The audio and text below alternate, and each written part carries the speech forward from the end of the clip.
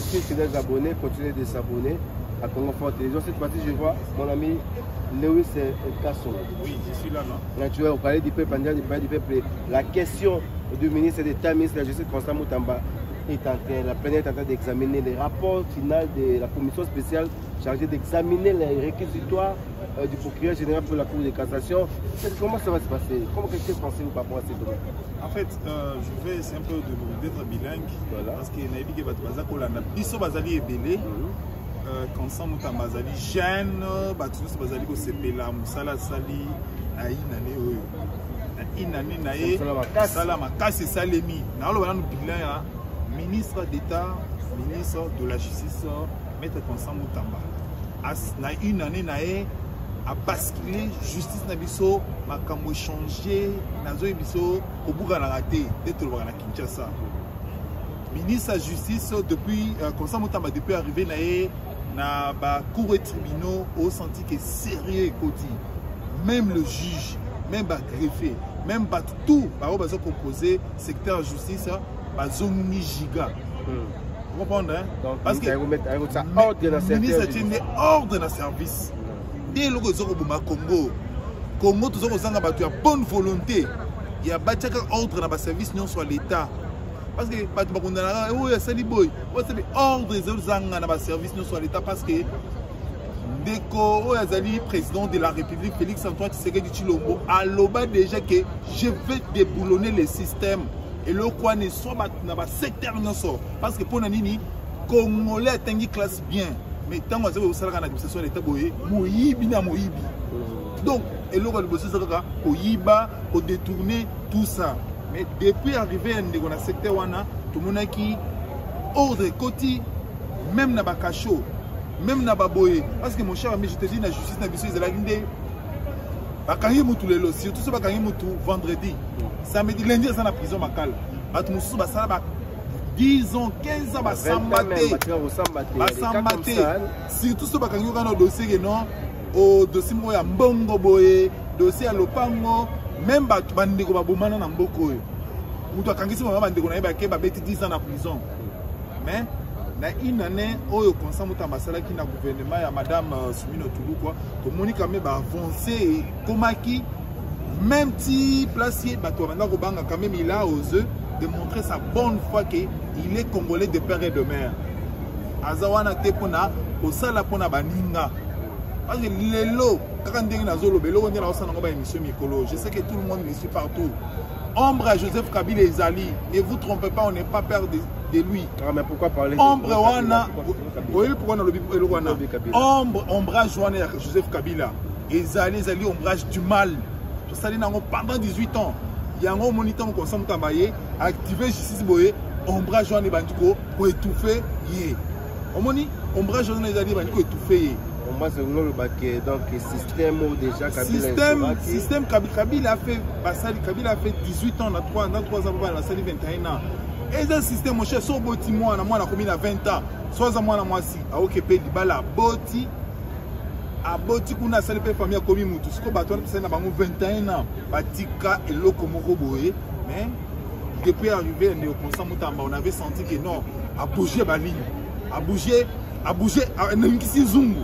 Oh, dans un épisode, il y a pareil judiciaire, il y a un zungu moro boé, papa. Le banner me contrôle que la justice est malade, mais tout le monde a dit que Constant Moutamba organisé, état généraux la justice pour une thérapie de choc. Une thérapie de choc. Il y a bêta qui n'a état généraux. Il y a un monde qui a un problème. Tala, mboko eza biso nyonso. Constant Moutamba bakokangaye, bakangaye, akokota, akobima. Il faut se rappeler l'histoire de Lumumba. Lumumba va continuer à faire des Lumumba a évi Mbongo, a détourné mon ce qui wapi. Mais tant que Lumumba bimaki, le qui ampleur Lumumba tikali nango. Et tikala seko na seko pour l'histoire en Mboka na biso. Donc, on a dans côté, n'arrivé dans une année. On sentit que jeune a bougé baline de fond, a bougé tout.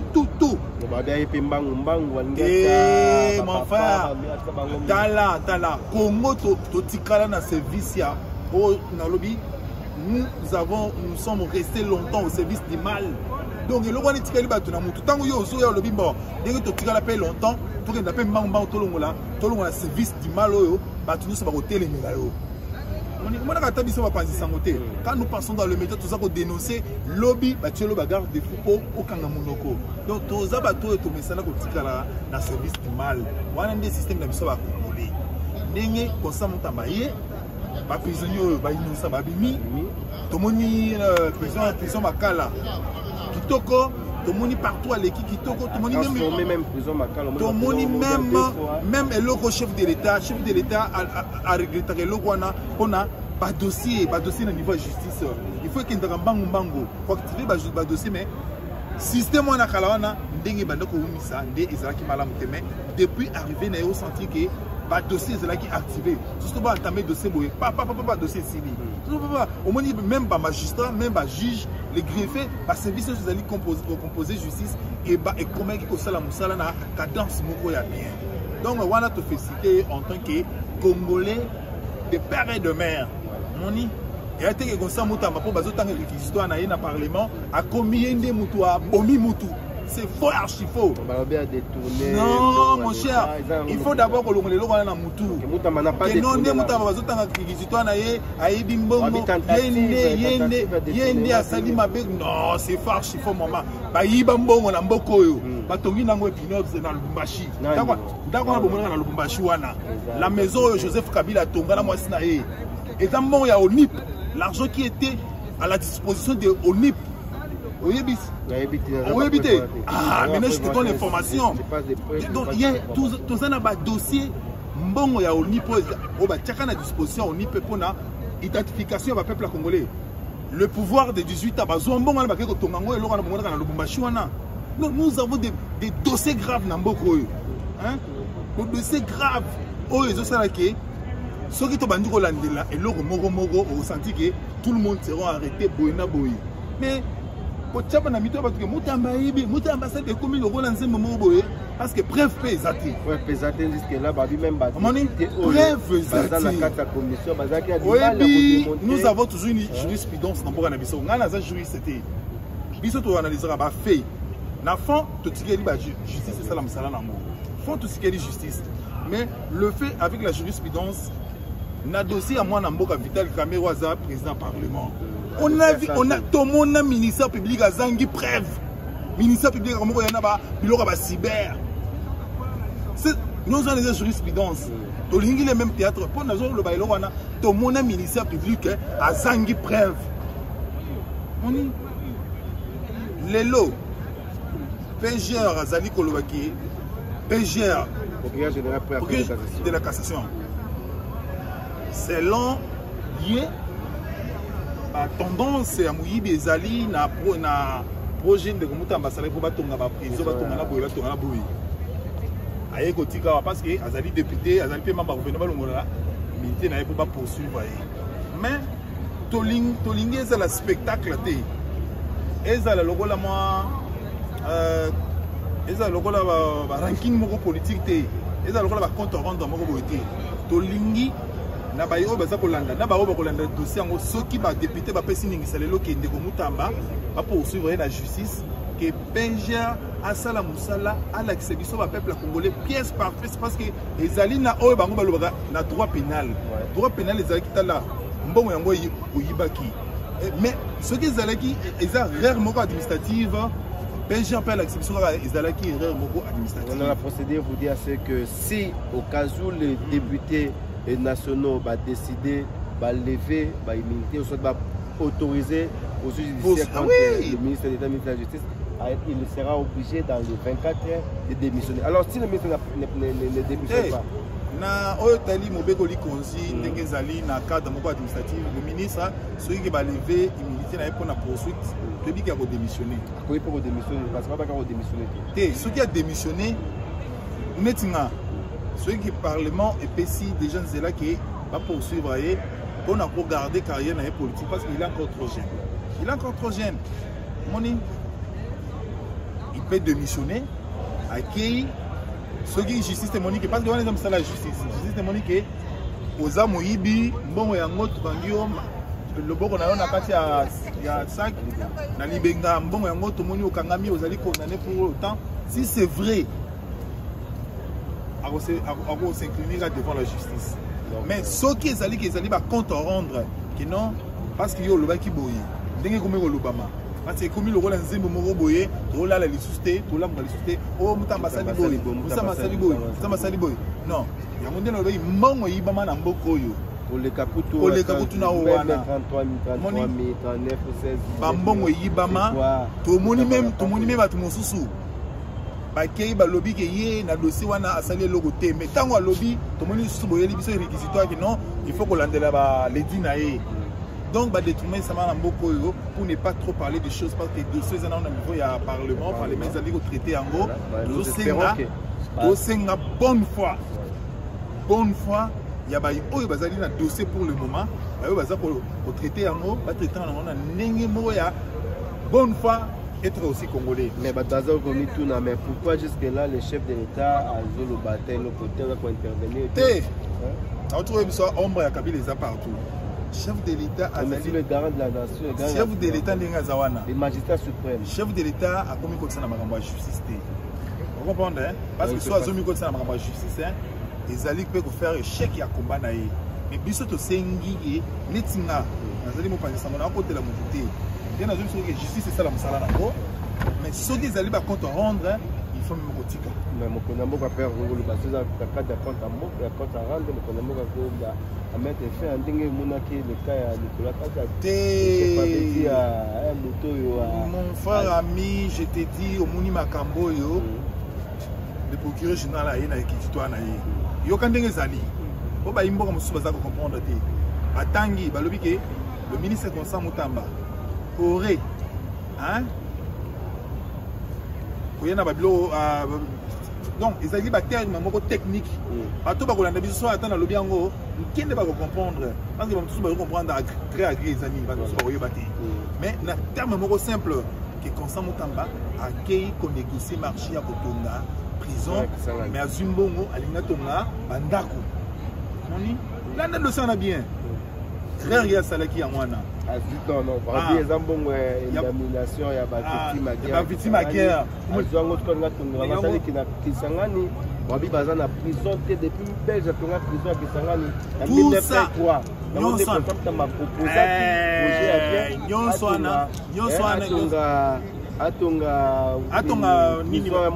Prison moderne. Nous sommes les alliés collègues pour la bango. Alors bien, les alliés à l'État, les alliés destinés pour Naboye. Et comme il a boyé, ils ont moïbi.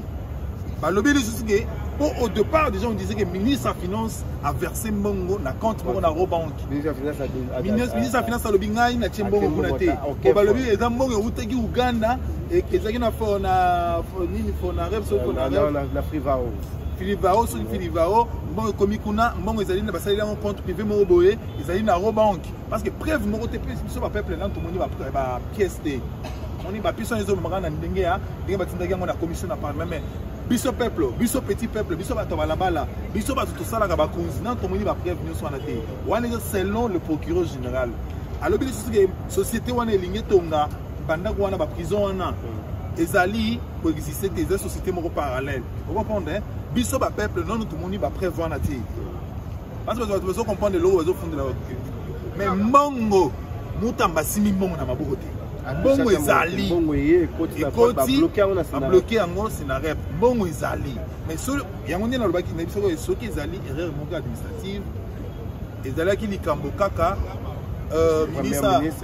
premier ministre à suspendre des marches nyonso wana après makambo wana esili mais ndenge ezali na niveau ya justice que justice moko azwi makambo wana na main po amegana non ko tracer yango ko mona yango mais yango toza ko senga vérité ezala po bayope bakoya ba jeune mususu pe bakoya batombe na même kana mutamba te ça sera une jeunesse sacrifiée parce que ba jeune ba la leadership mutamba pe nanu akangami te le problème mutamba nanu akangami pété mutamba pe nanu akangami te ezali kaka démarche moko bakende bayoka ba attendre na liendenge basanzo de ndenge ezokende mbangu mutamba nanu akangami te pour yo pe osala démarche na ye mbangu pour yo pe osala démarche na ye to comité va la justice pour qu'il y ait ça démarche, tu as mis devant le juge. Apoli pète. Apoli. Pour que tu aies la défense. Apoli pète. Pour la plupart des dossiers, tu as dit que le ministère public a regardé. Tout le monde a le dossier Vital Kamere. Si le ministère public a regardé, Vital Kamere est libre. Na souka za innocent. To yebi na ba dossier bele na ko participer na ba dossier au moins na ministère public a koya kaka. Pourquoi ministère public a koya na mboka na biso? Ministère public na mboka na biso yé azali organe de la loi. Vous comprenez? Avant d'aller il défend la loi. Mais ba juge bango batala bazaba batala juger par azotala ba fundier atali boye au moins et donc comme ça, il y a qui n'a vision moto, Azana Boye, au moins donc pour dire au peuple congolais que Batika, justice c'est ça la moussala. Vous comprenez? Quand on justice au la moussala et qu'on peut se dire c'est là, oh ils ont relaxé, Moutamba, Yibagua, Yibagité. Donc c'est qu'on peut comprendre dans des situations qui sont malades. Moutamba jusque-là, il est innocent. Oui. Il n'a rien détourné. Il n'a rien volé, oui. Il va continuer son travail. Son travail. Donc, il a régressé juste Moutamba, il est monté à Zali innocent. Mais le lobby de marche, on est en prison. On est en boye, pendant qu'il m'a bé. Il va attendre. Il y a un moto Sengi, il n'a pas peuple congolais, il va la calme, mais partout dans le monde. Comme ça, Moutamba, il est toujours ministre de la Justice. Aïbi et le côté, ils ont continué comme ça sans problème. Merci surtout à Lewis Kassoura d'avoir répondu à nos questions. Merci surtout à vous aussi, fidèles abonnés. Il y a Congo Fondeb qui vous a partout en train de nous suivre à travers le monde. Constant Moutamba est innocent. Jusque-là, c'est innocent. C'est innocent. Il a détourné mon côté. Il a sali réputation à moi dans Mboka. Ce qui est constant Moutamba est bimbongo. Constant Moutamba est mauvaise foi. Est-ce que vous avez dit que l'homme Gonzamboka, Félix Antoine Tshisekedi Tshilombo, Azali Kosala Moussala Moro est impressionnable. Gratuité de l'enseignement. Netingande na banda Félix yana pouvoir na tirer au foot minerval te mais batu mosusu baza contre nango omoni wana rythme na biso ba congolais pour na conclure na émission na biso wana za rythme na biso ba congolais lelo ba réalisation ya mwana mboka Félix Antoine Tshisekedi Tshilombo sali dans 6 ans baninga wana basala ba 18 ans omoni le côté mais omona ngo récemment anga na oti polluer omona kaka batu Congo vraiment ya monde na Natali aéroport national ya Kolwezi oui Natali Nobi mais capitale mondiale, il y a Cobalt. Comment l'aéroport est causé la Moukiebo pendant les 18 ans il y a un régime passé. Mais dans 6 ans, maman un grand bâtiment imposant. Maman fait pour Pasuka. Chef d'État qui est inauguré. Sur le leadership, maman fait Pasuka.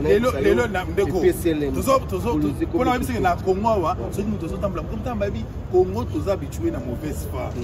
Il faut que là, na amour, tolinga la poto construire mboka na biso. Moïse Katumbi, na écrit na yemo bimba ba kamita toana. Moïse Katumbi, il était gouverneur pendant 9 ans na Katanga. Meilleur gouverneur, mais yo na Katanga nous sommes na rapport là non. Moïse Katumbi a salamini na kata ville à Lubumbashi. A salamini na kata ville grand Katanga parce que moi je fais avec la moto hein.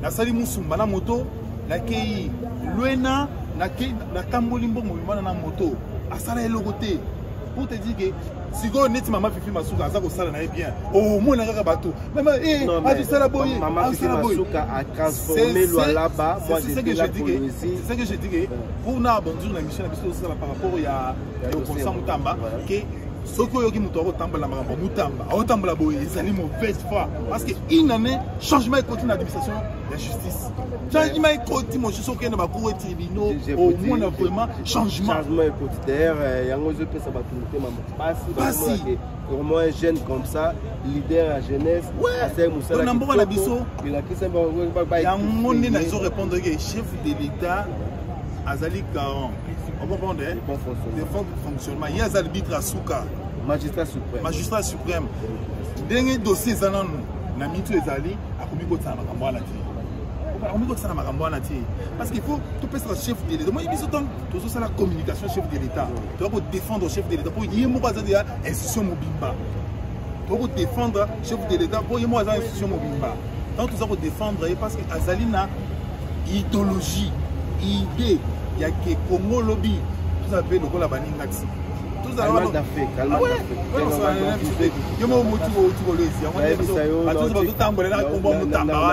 ce sont les gens de mauvaise foi. Oui, j'étais à Colosie avec vous en 2021. Tu étais avec moi à Colosie en 2021. En 2025, en tout cas, na Bungi. Au Bungi. Na Zoé Baïsou-Souté, la réalisation est tellement macasse. Tel la chef de l'État qui a inauguré. Combien de projets a inauguré? A inauguré par infrastructure, béton, maman béton, vous mélangez, vous savez, Toko, et vous montrez la fessier, trophée. Et parce que les chefs de l'État tombent. Mon cher, moi j'ai fait 2 ans avec 8 mois dans la ville à Colosie. Parce que Naïbi Colosie de A à Z, des Arana des communes. Il y a des communes. Mais tel est l'un des communes. C'est la 3e commune. Au moment où il y a des communes, il y a des solutions. Il faut que les bateaux soient masuka, comme ça, secteur vision chef de l'État. Le ministre de la Justice est en train de travailler sous la vision du chef de l'État. Au 40 ans en Allemagne, en Norvège, na Soiwapi Oyawa frappe la frappe. Merci.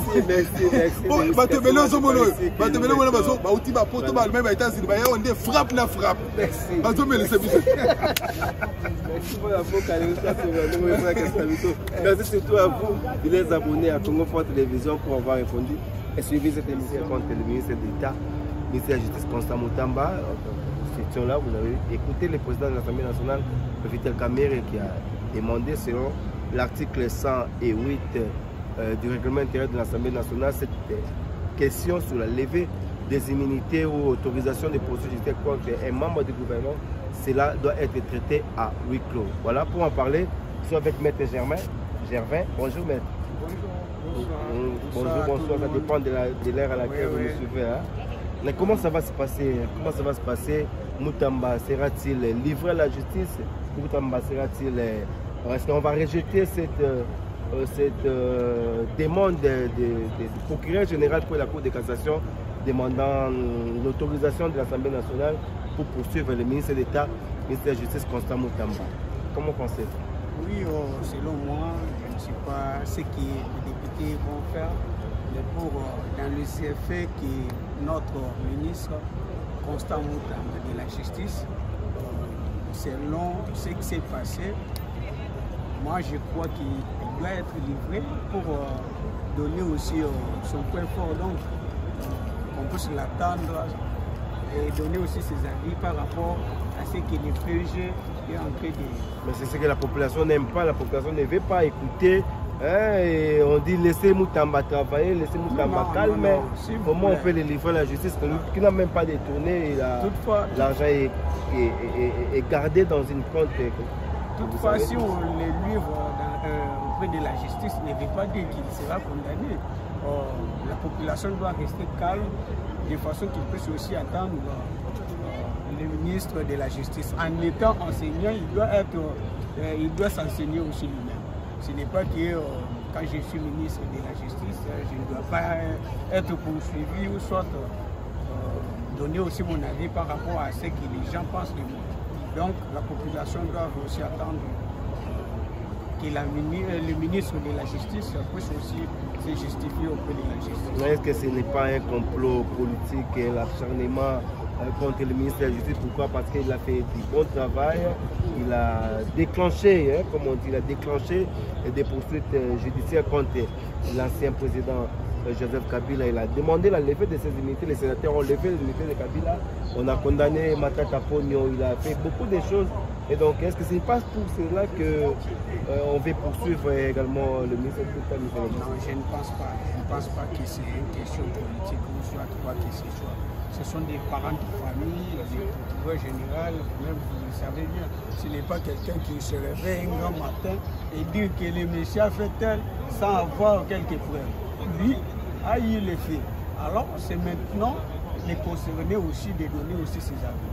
Voilà la raison pour laquelle moi je trouve que ce n'est pas quelque chose de la politique. Donc on pense qu'il y avait depuis longtemps, vous savez, le ministre de la Justice avait demandé à ce qu'il y ait une enquête sur l'achat de l'immeuble, du villa du procureur général pour la Cour de cassation aurait acheté en Belgique, à Bruxelles. Est-ce que ce n'est pas, les autres parlent de, c'était un complot? Ce n'est pas un complot. Si peut-être que les ministres de la Justice a eu ce genre de pensée dans la tête pour faire aussi le mal. Un règlement de compte. Donc ça ne sera pas mieux. Donc c'est un papa de famille. Je ne suis pas ici pour défendre l'un ou soit l'autre, mais au moins selon les contextes de laquelle le PG est en train de demander l'autorisation de poursuite, ça veut dire qu'il y a quelque chose qui s'est fait. Donc c'est maintenant le ministre de la Justice de partir aussi donner ses avis. Donc ce n'est pas un complot politique selon moi. Donc est-ce que les députés vont-ils livrer le ministre de la Justice Constant Moutamba pour aller se défendre auprès du procureur général? Est-ce que ça sera le cas comme l'honorable Nicolas Kazadi? Hier, on a vu que les députés ont rejeté en bloc toute poursuite judiciaire contre lui. Est-ce que ça sera-t-il le cas pour Moutamba? Je ne crois pas. Mais on va voir. Selon moi, ça sera mieux que le ministre de la Justice aille aussi donner aussi ses avis. Soit sa façon aussi, sa part de défense.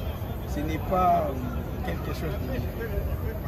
Donc on comprend, on dit que ce n'est pas quelque chose de mauvais. Merci maître pour avoir répondu à nos questions. Merci. Nous allons continuer à serrer des questions avec les analystes politiques qui veulent. Mesdames et messieurs, fidèles abonnés de Congo Fort Télévision, nous sommes en direct de l'Assemblée nationale ici à Kinshasa. Vous voyez, la plénière de ce dimanche 15 juin 2025 va devoir commencer bientôt. À l'ordre du jour, il y aura l'adoption de l'ordre du jour, présentation du rapport de l'ECOFIN sur l'établissement des crédits, présentation également du rapport de la commission mixte Assemblée nationale Sénat sur la loi des finances rectificatives, mais également la présentation du rapport de la commission spéciale des temporaires chargée d'examiner le cas du réquisitoire du procureur général pour la Cour de cassation, Firmin Bondé, adressé à l'Assemblée nationale pour demander la levée des immunités du ministre de la Justice, soit l'autorisation des poursuites judiciaires. Voilà. Le bureau de l'Assemblée nationale vient de faire son entrée, mesdames et messieurs.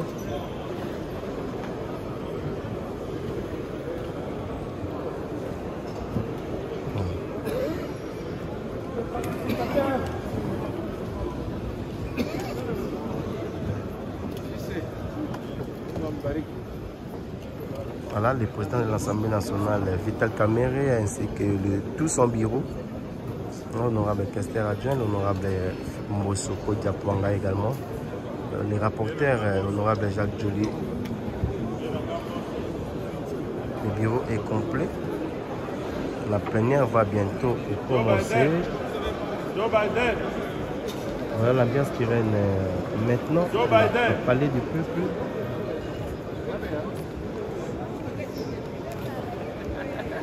Voilà, nous allons vers suivre si l'autorisation, la présentation du rapport de la commission spéciale sur les cas du réquisitoire du procureur général pour la Cour de cassation sur l'affaire Constant Moutamba. On parle de... Est-ce que l'autorisation, l'Assemblée nationale va-t-elle autoriser? Est-ce que la plénière va-t-elle autoriser des poursuites contre le ministre de la Justice? Est-ce qu'elle va refuser, rejeter? En tout cas, c'est ce que nous allons voir d'ici pendant cette plénière de tous les enjeux. Vous voyez, c'est la clôture. Les 15, normalement, la plénière devait se clôturer aujourd'hui. Voilà, les présidents de l'Assemblée nationale, Vital Kamerhe, fait son entrée avec tout son bureau.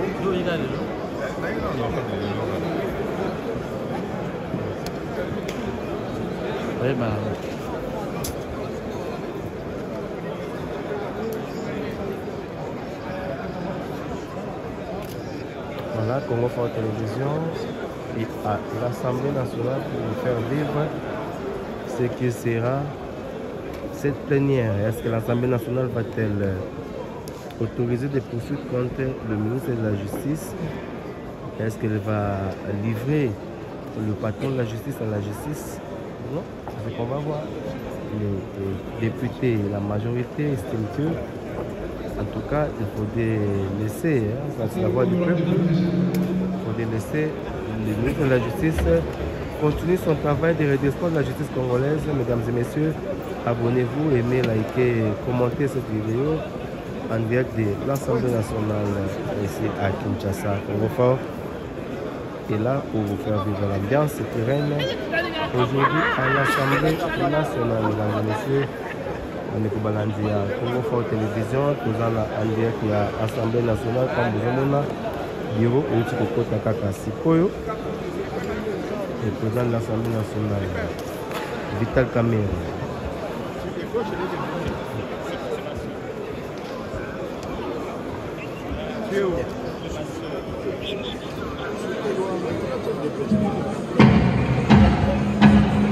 La séance est reprise.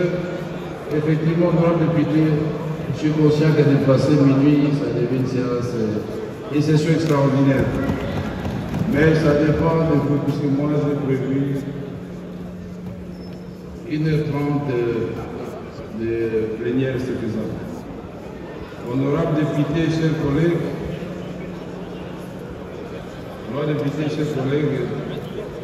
je voudrais d'abord vous remercier pour le travail que vous ne cessez de produire au cours des derniers mois de ce mois.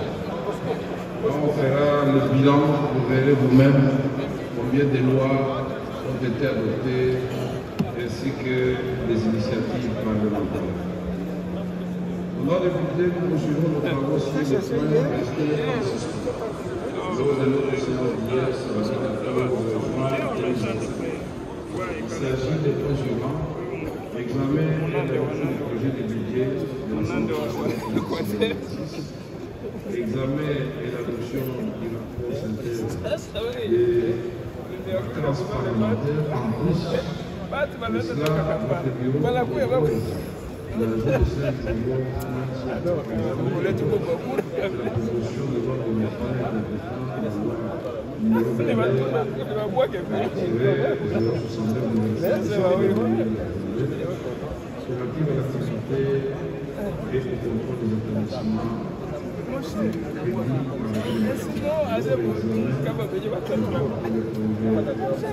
pour les devoirs de finances rectificatives de l'exercice 2017. Présentation du rapport du bureau de l'Assemblée nationale sur les initiatives législatives, le contrôle parlementaire, le contrôle budgétaire et d'exécution des résolutions et des recommandations.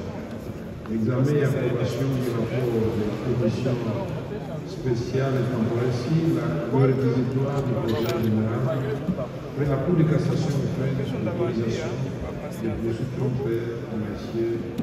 Moutamba, ministre d'État, ministre de la Justice et garde des Sceaux, au titre de la session ordinaire de mars 2025. Donc il n'y aura pas de session extraordinaire. Est-ce que nous pouvons prononcer sur ce projet de jour qui sont pour? Qui s'abstiennent? Qui sont contre? Ok. Aujourd'hui, le résultat de l'Assemblée plénière à notre tel qu'il est complet. On va sans plus tarder à l'examen et au vote à la proposition de loi modifiée